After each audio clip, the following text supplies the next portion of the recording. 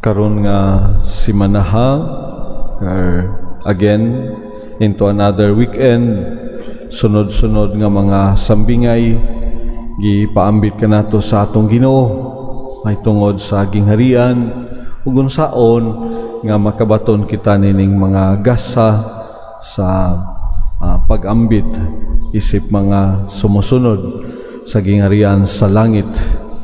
Dili lalim nga masabtan apan tunay mga pipilaw sab nga mga puntos nga mahimong masabtan nato kay dili man halayo kaayo diha sa atong mga pagpaningkamot na ug mga pagkugi nga makabot nato una sa tanan kabulahanan sa kinabuhi ning kalibutan nga atong gipuy-an ug labaw sa tanan kabulahanan sa kinabuhing walay katapusan nga gipadayag kanato sa ebanghelyo, padayag kanato sa atong Ginoong Hesukristo.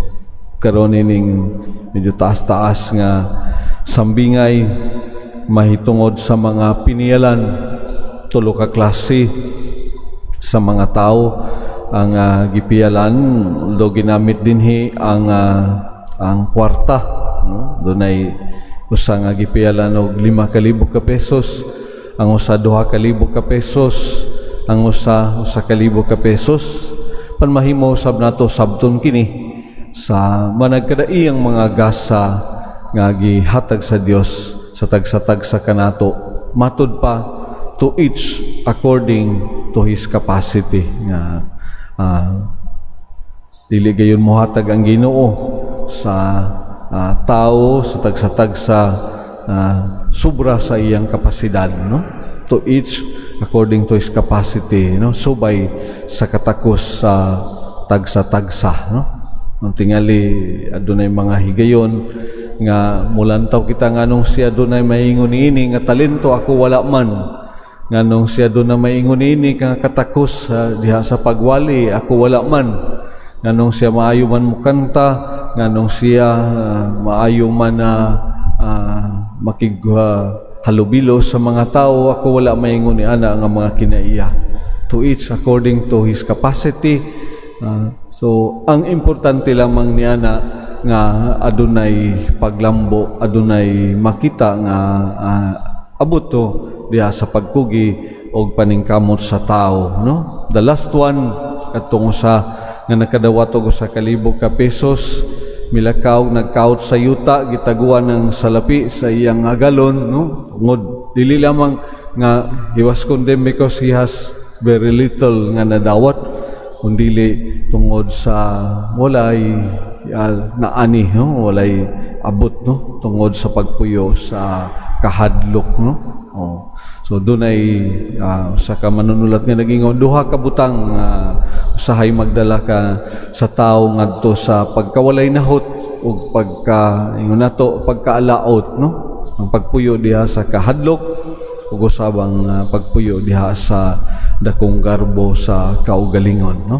Nga dili man expected kitang tanan makadawat gayod og makaani og daghan, subay lamang sa atong maabot apan ang pagpuyo usab diha sa tumang kahadlok o diha sa pagpuyo sa dakong garbo sa kaugalingon magdala sa kalautan o sa pagka walay nahot diha sa iyang kinabuhi. To nautunta sa managkadaiyang mga gasa nga atong nadawat, doon ay giilan na to nga either we receive time, money, or whatever kapasidad na diha sa bahandi nga niya nining kalibutan o ang atong mga talento sa managkadaiyang pamaagi magamit unta kini diha sa kalambuan, dili lamang sa kaugalingon kundi usab alang sa uban dako na nga atong ikatampo diha sa makanunayong pagtukod nining gingharian sa kalibutan nga atong gipuy-an sa mga nagkadaiyang pamaagi, no? Mulantaw kita ni Santa Monica nga gisaulog karon sa simbahan iyang kapistahan sa taas nga mga panahon sa iyang pagampo pagpangaliya, no? Tingali kung mubo ra kayo nga pasensya mo give up na, no? Sa tanan nga iyang nasinati sa iyang anak o sa iyang husband, no? But she never surrendered, no? Wala gayud mo surrender sa tanan-tanan hangtod nga nadawat gayud niya ang tanan-tanan nga mga sakripisyo, ang tanan nga mga pag-antos o mga pangalyupo alang sa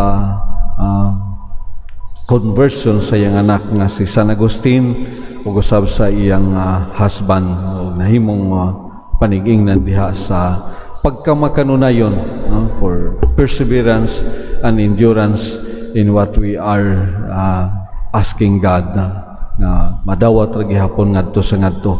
Bisan nga pamagi usab in a way investing all our time, investing all our sacrifices and efforts for something dako na kaayo kini nga aduna gihapoy paglambo sa tanan nga mga gasa mga gihatag sa Ginoo kanato. So hinauton ta bisan sa simple lamang nga mga buhat o simple lamang nga mga pag-ampo, no? We do not have to think of ourselves nga murag wala namang gyud koy ka-contribute, no? Kay tingali usahay do na may limitasyon na sa akong kaugalingon, pero dako pabaya kayo gihapon kita gikatampo, no? And especially for the conversion of the people in this world.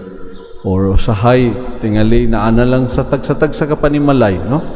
I've talked to somebody nga nakuratan ko nga nanawag, no? Father, doon ako ikatampo diha kay dili naman gayud ko makalakaw niya naman lang ko sa balay, no?